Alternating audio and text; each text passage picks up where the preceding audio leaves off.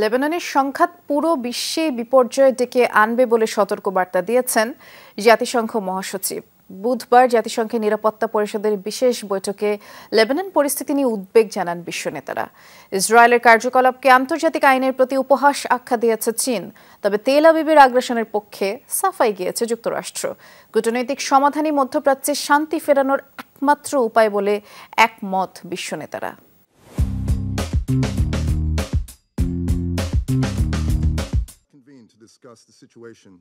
New ইয়র্কে জাতিসংঘের সাধারণ পরিষদে বিশ্ব নেতাদের সমাগমের মধ্যেই নিরাপত্তা পরিষদে আয়োজিত হলো বিশেষ বৈঠক। এজেন্ডা মধ্যপ্রাচ্যের সংঘাতময় পরিস্থিতি।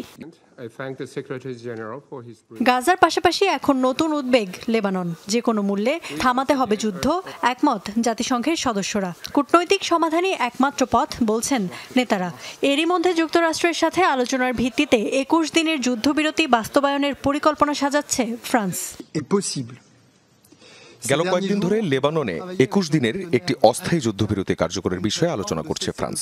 আশা করছি বেসামরিকদের জীবনের কথা চিন্তা করে এটি বাস্তবায়নে সাহায্য করবে বিবাদমান দুপক্ষই। এরই মধ্যে যারা স্বজন হারিয়েছেন তাদের প্রতি সমবেদনা জানাই। যুদ্ধ বন্ধের তাগিদ দিলেও বরাবরের মতো ইসরায়েলের পক্ষেই সাফাই গাইল যুক্তরাষ্ট্র।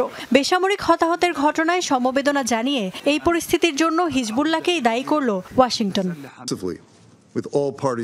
মধ্যপ্রাচ্যের সব পক্ষের সাথেই নিবিড়ভাবে যোগাযোগ রাখছে যুক্তরাষ্ট্র। লক্ষ্য একটাই, বৃহৎ স্বার্থে যুদ্ধ বন্ধ করা। লেবাননে শত শত বেসামরিক নিহতের ঘটনায় আমরা মর্মাহত, তবে এত হতাহতের মূল উৎপত্তি কোথায় তা ভুললে চলবে না।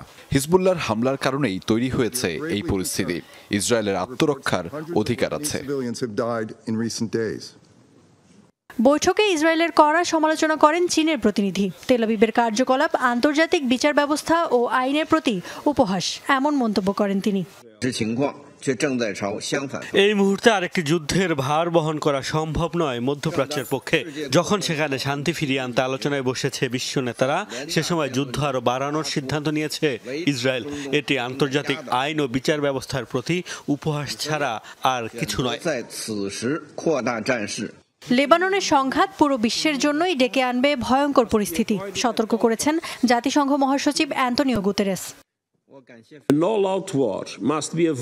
লেবানন নরকে পরিণত হয়েছে।